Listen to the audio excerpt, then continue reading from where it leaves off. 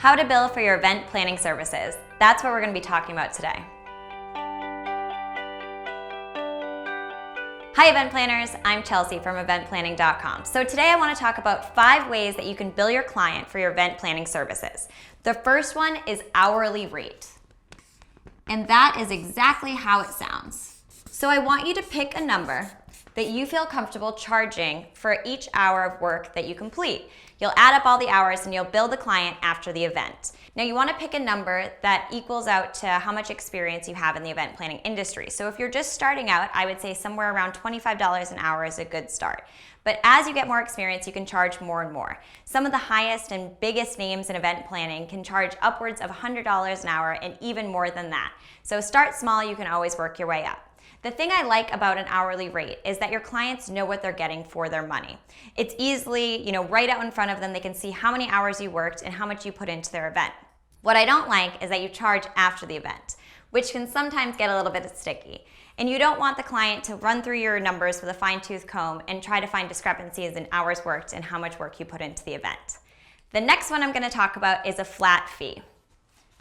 This one is definitely my favorite and preferred. So I'll put a star next to it.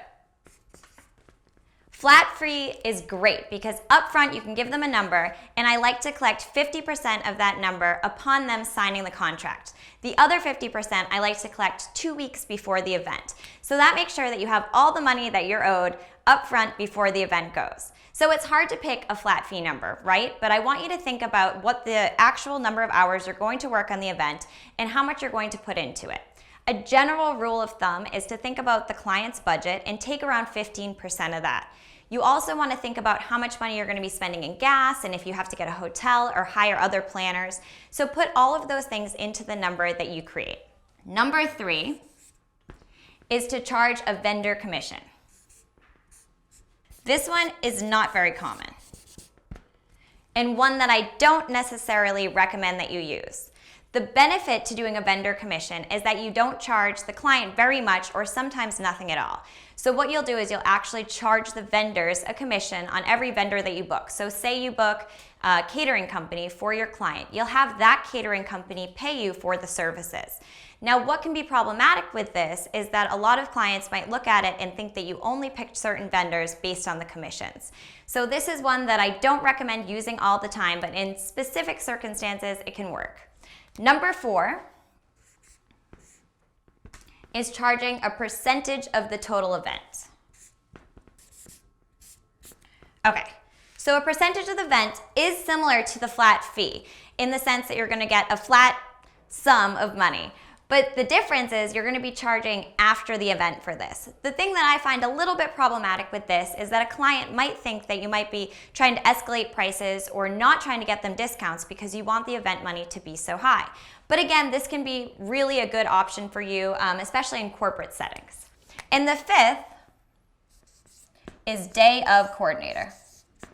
This option has becoming more and more popular because it's a lot less expensive. So a day of coordinator isn't going to have anything to do with the actual booking of the vendors. So you're basically going to be hired for day of. Now that doesn't mean that you just come in on the day and help set up everything. You're actually working on the project for 2 weeks or maybe even up to a month because you'll be the person that's coordinating with the event, with the vendors and having running the schedule and making a schedule for the day of. You'll also be in charge of setting up on the day of the event and breaking down and making sure everything runs as smoothly as possible, whether that's hiring other people to work underneath you or handling anything that a normal event planner would handle the day of the event. So a day of coordinator, I usually would say can charge an hourly rate or a flat fee, whatever you feel more comfortable with. But again, I think flat fee is usually the most transparent and best way to have your client feel comfortable and you feel comfortable with the number agreed upon before the event. So what you have to consider is that you'll probably be working 8 to 10, maybe 12 hours on the day of the event. But you'll also be working those 2 weeks or a month leading up to the event. That could be an extra 20 or 30 hours, depending on what it is that the client wants from you. So take all of that into consideration when you charge for your flat fee. Now, all of these options are definitely viable and they all used in special circumstances. Again, my favorite is the flat fee, but I've also used hourly rate and day of coordinator plenty of times. Things to remember that when you're charging, there's three things that it really depends on. First is the type of event. Social events are what they are. You know, it's wedding planning and it's event planning for birthday parties or retirement parties. Corporate events can usually charge 30% more, and this is an industry standard that everybody is going to be okay with. The second thing that you have to consider is location. If you live in a major city, you can command a higher price, whereas smaller towns, usually event planning services are marked for a lower price. And the third thing is your experience.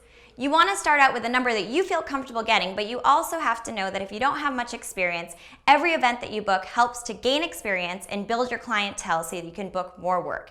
If you start at a smaller number, you can always grow. So the more experience that you have, the better you get, you can charge higher and higher price tags. Before you know it, you'll have people knocking down your door to book you for every weekend. So start small and work your way up. I hope you enjoyed this video. For more information, visit www.eventplanning.com, and please make sure to like our YouTube channel.